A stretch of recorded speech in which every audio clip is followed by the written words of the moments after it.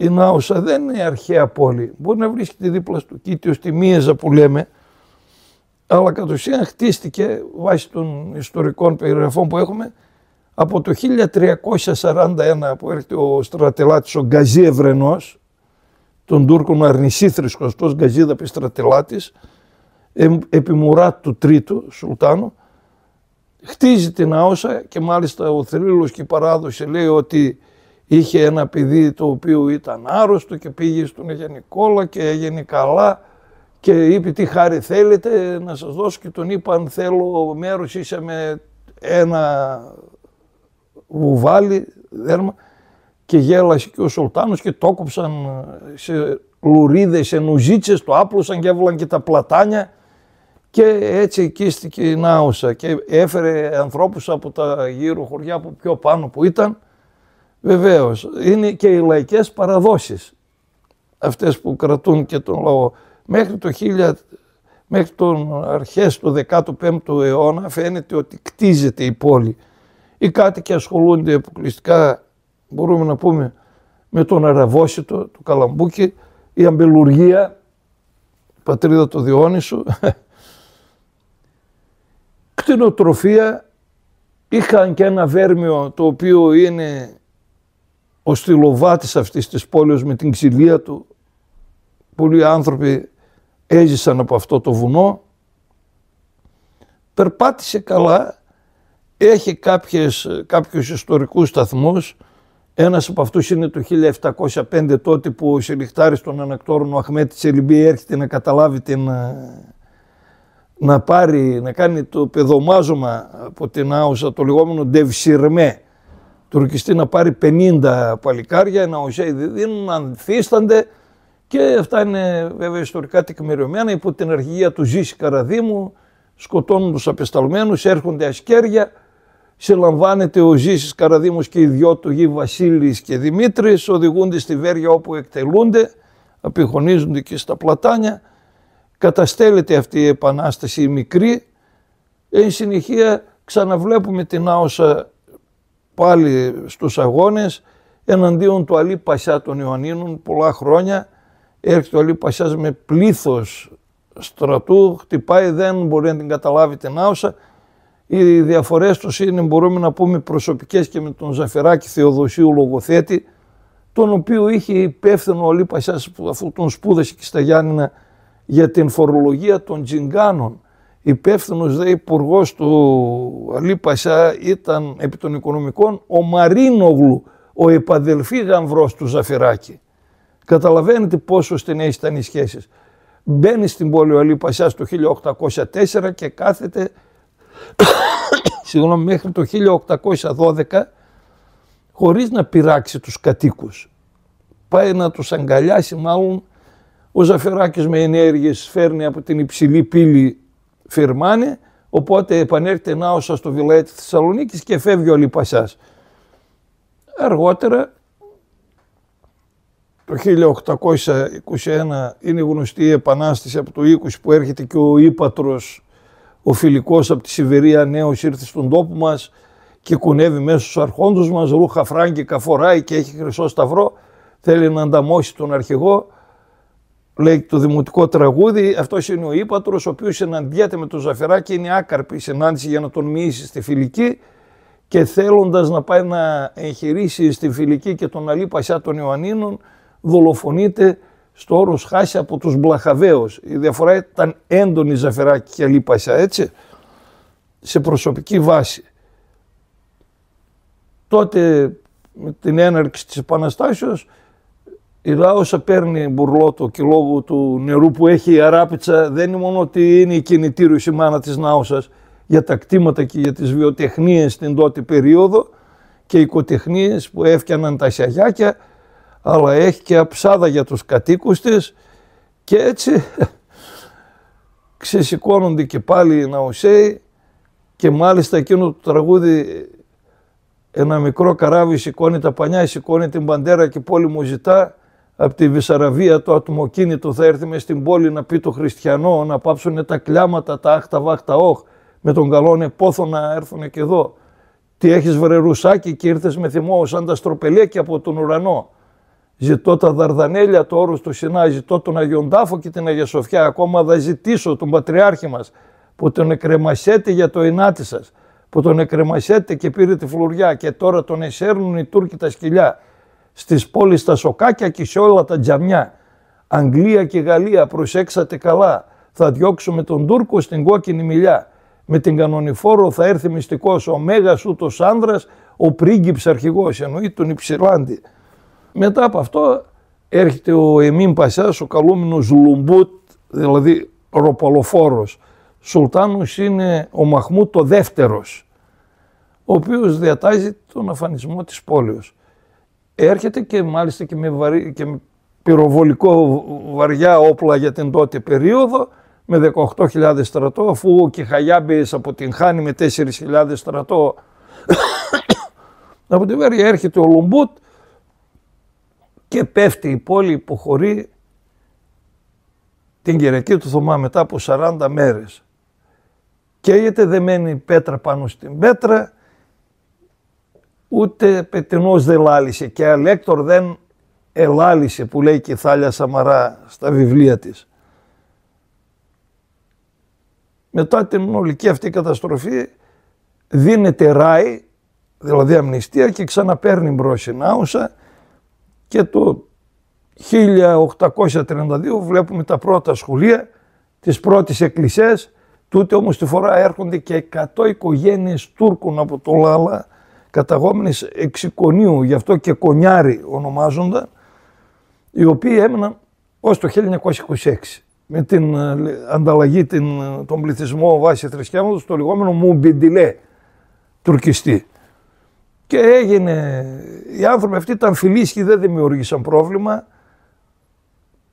έμεναν σε 2 μαχαλάδες, ξεκινώντας από την Αγία Παρασκευή. Ο δρόμος Αγίας Παρασκευής ήταν το όριο, δηλαδή το σπίτι του Λέμα, του Τζίμπα, του Σαλίμκα, του Λιόλιου, του Ηλία, του Καλαϊτζή, του Λίτη και προς τα πάνω του Χατζιτσάμι, του Μπακαλιό ήταν οι Τούρκοι, οι μουσουλμάνοι. Οι απέναντι, ο Μπιλιούρης, Γκόγκος, Πλάτανος, Μουσιλάζος, Ντούλης, Τσαμούλος, Καραμίχος, από την αριστερή μεριά ήταν η Ρωμνή. Αυτό έβγαινε μέχρι τη σημερινή Κουρέη, από εκεί και πάνω ήταν τουρκικά, έβγαινε στο τζαμί πάνω που ήταν, είπαμε, το εργατικό κέντρο, συνέχιζε πώς ήταν ο φούρνος του Μαλάκη, η μια μεριά η δεξιά του Μαλάκη και αυτά ήταν όλα τουρκικά μέχρι και την Παπαντή που ήταν η μήλη του Ζακεριά, ενώ η αριστερή μεριά που ήταν οι Σμέρνοδες και αυτή ήταν των Ρωμιών. Ωραίο εκείνος ο δρόμος. Και φανταστείτε ότι η Παπαντή, η εκκλησία της Παπαντής της αδελφότους, έγινε μέσα στον τουρκικό του Μαχαλά, δωρεά του Δημητρίου Λόγκου. Συνυπήρξαν αυτοί οι άνθρωποι, μη δημιουργώντας προβλήματα. Ένας ήταν κακός, ο Ζακεριάς, ο οποίος ήταν αουσαίος και ακολούθησε στη φυγή τους Τούρκους, διότι δεν μπορούσε να μείνει. Είχε μήλο με 2 πέτρες στην Παπαντή, εκεί που είναι τα σπίτια του Καρίδα και στο ποτάμι. Και πρέπει να πούμε ότι η Νάουσα είχε 20-25 μήλους. Έφερναν και από τα χωριά να λέσουν, ήταν νερόμιλοι. Τις παραγωγές τους, τα εστιάρια, τα καλαμπόκια, οι άνθρωποι και από κάτω ήταν οικοτεχνίες. Όπως οικοτεχνίες ήταν και η φαντική, η φαντουργία που έκαναν, είπαμε, τα σιαγιάκια. Αργότερα εξελίχθηκαν σε βιοτεχνίες και μετέπειτα σε βιομηχανίες. Από το 1875 έχουμε την πρώτη οργανωμένη βιομηχανία Λόγκου Κίρτσι Ντουρμπάλη, η οποία είναι η πρώτη των Βαλκανίων. Και μάλιστα ειδικά σπουδαγμένος την περίοδο εκείνη είναι ο Χατζηχριστόδουλος Πετρίδης, ο οποίος πάει στο εξωτερικό και πείθει τον ξάδερφό του τον Κίρτσι, ο οποίος ασχολείται με εμπόριο και με κλωστοϊφαντουργικά στην Πάτρα, να εκμεταλλευτούν τον λευκό άνθρακα, τα νερά της Αράπιτσας και να κάνουν φάμπρικες εδώ. Την περίοδο αρχές του 20ου αιώνα εμφανίζονται μέχρι και την περίοδο του Μεσοπολέμου μεγάλες μορφές. Μεγάλος είναι ο Λόγιος Σταύρος Χωνός, ο οποίος δίδαξε στην Αμπέτειο σχολή του Καΐρου ως διευθυντής και ήρθε εδώ και οργάνωσε την παιδεία. Μεγάλη μορφή ήταν ο δήμαρχος Χατζημαλούσης, ο οποίος έκανε συντεχνίες για να μπορέσει ο λαός της Νάουσας να οργανωθεί και να παλέψει τη φτώχεια και την ανέχειά του. Μεγάλη ύψιστη μορφή είναι ο Χριστόδουλος Ματθαίου, κορυφαίος αγιογράφος, εξού και το σπίτι του Ματθαίου, ο οποίος έχει ζωγραφίσει την Αγία Σοφιά, την Ανάληψη, στη Θεσσαλονίκη, τον Άγιο Αντώνιο στη Βέργεια, και σε όλες τις εκκλησίες της Νάουσας υπάρχει από μία εικόνα του. Ήταν κορυφαίος, φανταστείτε ότι η Μονή Παύλος στο Άγιον Όρος, το καθολικό είναι όλο δικό του, και πολλά άλλα, τα ρούσικα, τα μοναστήρια. Ήδη η κυβέρνηση τότε, στην κυβέρνηση Βενιζέλου, η επιστασία του Αγίου Όρους δίνει τον Ευαγγελισμό της Θεοτόκου, φτιαγμένο από τον Χριστόδουλο, ζωγραφισμένο Ματθαίου, που έλεγαν ότι χέρι ανθρώπου δεν τον έπιασε. Εξού και στην Τσαρίνα, την Αλεξάνδρα Θεοδόροβνα, την τελευταία των Ρωμανόφ, δίνει η επιστασία του Αγίου Όρους πάλι έναν Ευαγγελισμό της Θεοτόκου, του Χριστοδούλου Ματθαίου. Και ο μπαμπάς του βέβαια αγιογράφος, ο οποίος ζωγράφησε Μονή Παντοκράτορος, Ένους στην Οικοσυφήνισσα και πολλά άλλα στο Γαλάτσι, στη Βραήλα, σε μέρη των Βαλκανίων. Μεγάλες μορφές πέρασαν από τον τόπο και φυσικά μας διαφεύγουν και πάρα πολύ. Είναι και οι πολιτικοί μετά που έρχονται εκείνη την περίοδο του Μεσοπολέμου, όπως είναι ο Περδικάρης ο Γεώργιος, ο Τζον Περδικάρης ο λεγόμενος ο δήμαρχος, προς τιμήν του μεγάλου Τζον του Μεκίνα του Μαρόκου, της Ταγκέρης, του Μπάρμπατου. Και στις αρχές φυσικά του αιώνα επί Μακεδονικού Αγώνος, ο Χριστόδουλος Περδικάρης, ο γιατρός, ο οποίος οργανώνει τον Μακεδονικό Αγώνα και έρχεται το τρίτο στρατηγείο Μακεδονικού Αγώνος στην Άουσα λόγω του αμιγούς πληθυσμού της. Ο Φιλότας ο κόκκινος αδήμαρχος δεν πρέπει, πρώτα ξαδέρφια με τον Περδικάρη τον Τζον, ο σημαίνον πρόσωπο ο Χατζηχριστόδουλος Πετρίδης και μουσικολογιότατος. Έγραψε την ακολουθία του Οσίου Θεοφάνους για τις μέρες του, την άλλαξε την παλιά που υπήρχε, σεβόμενος μόνον το απολυτίκιο, ενώ η λειτουργία του Πολύκαρπου Χατζοάνου που είχε γραφτεί το 1764, το 1874 την αλλάζει ο Χατζηχριστόδουλος Πετρίδης και συνέχισε μέχρι που ήταν τελευταία εκείνο το Μέγα Σύλλος εξανατήλασε εκ της πόλεως Ιωαννίνων, το πολιτίκιο του Αγίου μας, την των δαιμόνων διώκει σκοτώμεναν και καταπλήττης πιστών τα συστήματα, τον εναούσι το πλήθη των θαυμάτων σωό Θεόφανες, Χριστό το Θεό οικέτευε, δωρήσαστε ημίν το Μέγα Έλεος. Είναι μια κατάσταση η οποία φαίνεται ότι οργανώνεται σιγά σιγά η πόλη και φροντίζει να μπει στα ευρωπαϊκά πλαίσια. Τραγική. Μετά από έναν εμφύλιο, μετά την 11η προς 12η Ιανουαρίου του 1949, η Νάουσα μισοκαμένη, τα εργοστάσια καμένα, πολλά θύματα. Εκείνος ο εμφύλιος κόστισε πάρα πολύ στην Νάουσα. Έσβησαν οικογένειες και χάθηκαν και πολλοί άνθρωποι, είτε στρατιώτες είτε χωροφύλακες, πολλά παλικάρια από την Νάουσα, αλλά βγήκαν στο Αντάρτικο, δηλαδή μια τραγική κατάσταση και το ότι σώθηκαν κάποια κομμάτια του λαϊκού μας πολιτισμού και άνθρωποι που μπόρεσαν να τα μεταφέρουν, ήταν άθλος ο 13ος του Ηρακλή, έτσι θα το χαρακτηρίζαμε. Μπορούμε να πούμε ότι η Νάουσα ήταν μια πόλη αριστερή, εξού και μικρή Μόσχα ονομάζονταν, πολύ επηρεασμένη γιατί πάρα πολλά παιδιά βρέθηκαν στις ανατολικές λαϊκές δημοκρατίες, όπως τις έλεγαν, στις λαϊκές δημοκρατίες, όχι στις λαϊκές δημοκρατίες, το σιδηρούν παραπέτασμα όπως λέγονταν τότε. Οι άνθρωποι ήλπιζαν, γίνονταν μια αναμπομπούλα. Αυτό κράτησε για αρκετά χρόνια και μετά το 60. Άρχισαν να εξομαλύνονται μετά το 60 τα πράγματα, παρά τούτο υπήρχε αστυνόμευση, υπήρχε πόνος, καταλαβαίνετε. Άλλους έχασε τα παιδιά του, άλλους έχασε τους γονείς του.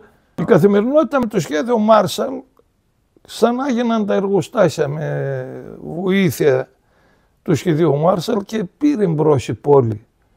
Σιγά σιγά οι δουλειές, τα κτήματα ξανά πήραν μπροστά, τα φρούτα ήταν περιζήτητα γιατί δεν ήταν σε όλη την Ελλάδα όπως είναι τώρα και μπόρεσαν οι άνθρωποι να φτιάξουν οικοκυριό. 54 έγιναν πρώτη χρονιά. Επιφυλότα του 55 ανέλαβε ο Λέκος Γονός, παλιός Γιαννίτσαρος, ο οποίος το στήριξε, ψυχήτε και σώματι. Είναι μέσα στις συνεντεύξεις τους εδώ γραμμένα, αλλά τους έχω και με κάμερες.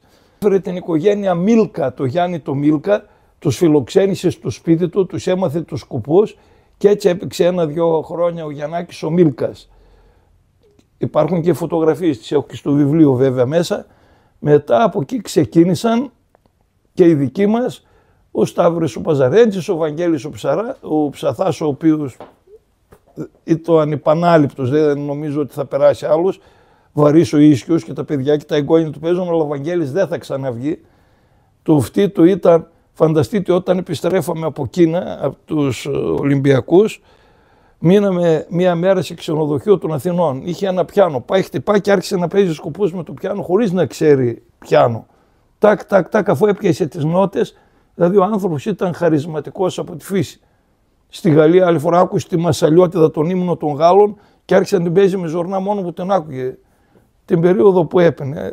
Ιστορίες πάρα πολλές. Αλλά οφείλεται πάλι, επαναλαμβάνω, στον Τρίφανη του Χατζη Τρίφανη.